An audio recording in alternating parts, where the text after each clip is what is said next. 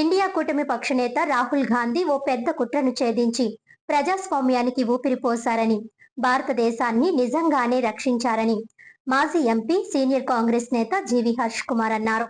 NDA మహిళా reservation bill ముసుగులో రాజ్యాంగ సవరణ చేయడానికి పన్నిన కుట్రను ఇండియా కూటమి పక్ష నేత రాహుల్ గాంధీ భగ్నం చేశారని మాజీ ఎంపీ జీవీ హర్ష్ కుమార్ అన్నారు. జాతీయ స్థాయిలో హీరోగా నిలిచారని తెలిపారు. మీడియా సమావేశంలో ఆయన మాట్లాడుతూ ఎన్డీఏ మహిళా రిజర్వేషన్ బిల్లును అడ్డుపెట్టుకుని రాజ్యాంగ సవరణ చేయడంపై పార్లమెంట్ లో రాహుల్ గాంధీ చేసిన ప్రసంగం అందరినీ ఆలోచింపచేసిందన్నారు.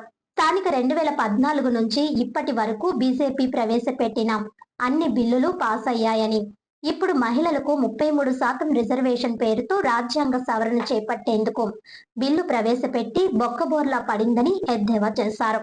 కాంగ్రెస్ మహిళా రిజర్వేషన్ బిల్లుకు వ్యతిరేకమనే విధంగా దుష్ప్రచారం చేయడానికి ప్రయత్నించినప్పటికీ విపక్షాలు ఏకం కావడంతో బీజేపీ కుట్రకుతంత్రం బట్టబయలైందన్నారు.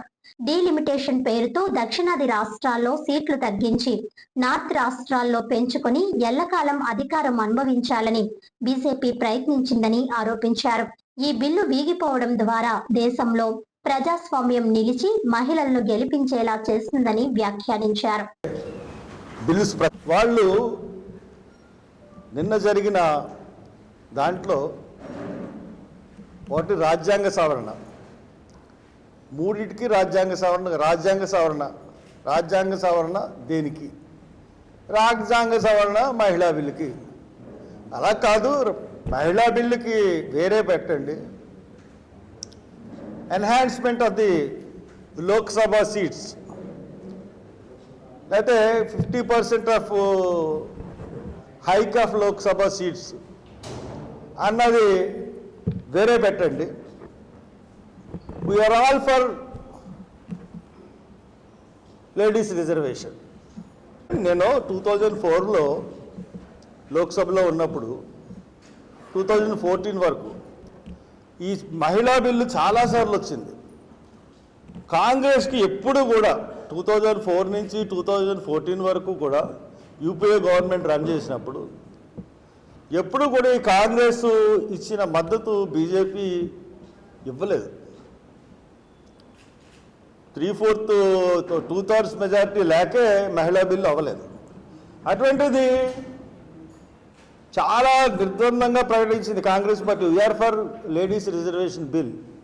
33% రిజర్వేషన్ లేడీస్కి ఇవ్వడానికి మేము సిద్ధంగా ఉన్నాము, మీరు బిల్లు పెడితే మేము కోఆపరేట్ చేస్తాము అన్నప్పుడు ఆ బిల్లు పెట్టకుండా ఆల్రెడీ 23 సంవత్సరంలోనే ఈ బిల్లు పాస్ అయింది.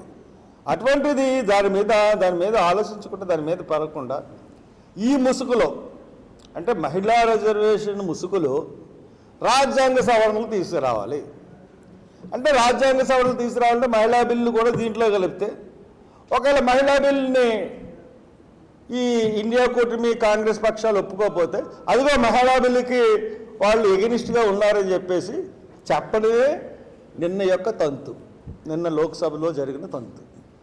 చాలా క్లియర్గా ప్రతి ఇండియన్కి అర్థమైంది బీజేపీ చేసిన కుతంత్రం, బీజేపీ చేసిన మోసం అన్నది భారతదేశంలోని ప్రతి మహిళలకి అర్థమైంది. వీళ్ళు నిజంగా చిత్తశుద్ధితో బిల్లు పెట్టలేదు. చిత్తశుద్ధితో ఈ బిల్లు పెట్టున్నట్లయితే మహిళా బిల్లుని సపరేట్గా పెట్టేవాళ్ళు, మహిళా బిల్లు సపరేట్గా పెడితే కాంగ్రెస్ సపోర్ట్ చేస్తానంటుంది. అసలు ఏకగ్రీవంగా 2/3 కన్నా ఎక్కువ మెజారిటీ, మొత్తం అందరూ కూడా సభ్యులు ఎంతమంది ఉంటే అంతమంది, ఒక ముస్లిం ఎంఐఎం వాళ్ళు ఏం చేస్తారో తెలియదు కానీ తెక్కని సభ్యులందరూ ఓటేసే పరిస్థితి నేను లోక్సభలో ఉంది. అటువంటి రాజ్యాంగ సవరణ తీసుకొచ్చారు. రాజ్యాంగ సవరణలో దీంట్లో క్లబ్ చేశారు.